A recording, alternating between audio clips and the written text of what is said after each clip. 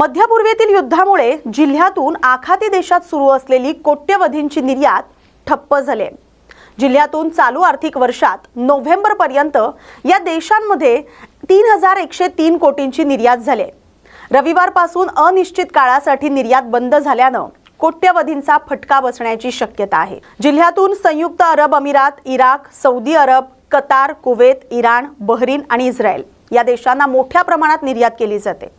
त्यात कांदा, केळी, द्राक्ष, हिरवी मिरची, आंबे, टोमॅटो, भाजीपाला या कृषी उत्पादनांसह स्मार्टफोन, औद्योगिक वापराचे बोर्ड, पॅनल अशा वस्तूंचा समावेश असतो. गेल्या एप्रिलपासून ते नोव्हेंबर पर्यंतच्या 9 महिन्यात जिल्ह्यातून या देशांना 3103 कोटींची निर्यात करण्यात आली. त्यापैकी दुबईत सर्वाधिक 1829 कोटींची निर्यात झाली. मात्र 2 दिवसांपासून मध्य पूर्वेतील युद्धामुळे आखाती देशांकडे जाणारी हवाई आणि जलवाहतूक पूर्णपणे ठप्प झाले. Container Jawaharlal Nehru port trust इथं तर हवाई मार्गाने जाणारी खोकी नाशिक आणि मुंबई विमानतळावर अडकून पडलेत. नाशिक विमानतळावरून आखाती देशात दरमहा सुमारे 25 कार्गो विमानं जातात. ही वाहतूक तुर्तास थांबवण्यात आली. आखाती देश अनेक बाबींसाठी भारतावर अवलंबून असतो. जिल्ह्यातून विशेषतः जीवनावश्यक वस्तूंचा पुरवठा केला जातो.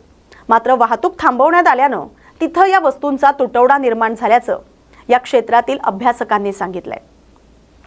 इस्रायल आणि अमेरिकेनं इराणवर केलेल्या हल्ल्यानंतर पश्चिम आशियातील तणाव शिगेला पोहोचलाय. याचा थेट फटका महाराष्ट्रातल्या शेती क्षेत्राला बसलाय.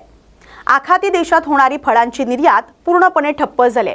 विशेषतः जळगावची केळी आणि नाशिकच्या द्राक्षांची रवानगी थांबल्यानं निर्यातदारांच्या हृदयाचा ठोका चुकलाय. सध्या रमजानचा महिना सुरू आहे, त्यामुळे आखाती देशात भारतीय फळांना मोठी मागणी असते.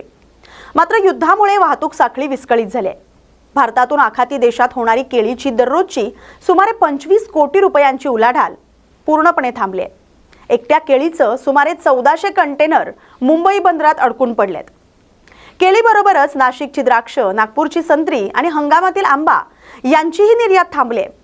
सर्व फळं ही नाशवंत असल्यानं जर लवकर तोडगा निघाला नाही तर हजारो कोटींचं नुकसान होण्याची भीती व्यक्त केली जाते.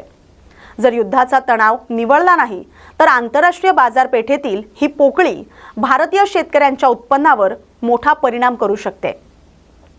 जळगाव जिल्ह्यातून निर्यातीसाठी जाणारे दररोजचे 10 ते 15 कंटेनर सध्या थांबवण्यात आलेत. मात्र सुदैवानं देशांतर्गत बाजार, विशेषतः उत्तर भारतात रमजानमुळे केळीला मोठी मागणी आहे. त्यामुळे सध्या तरी दरांवर फारसा परिणाम झालेला नाही असं जाणकारांचं म्हणणं आहे.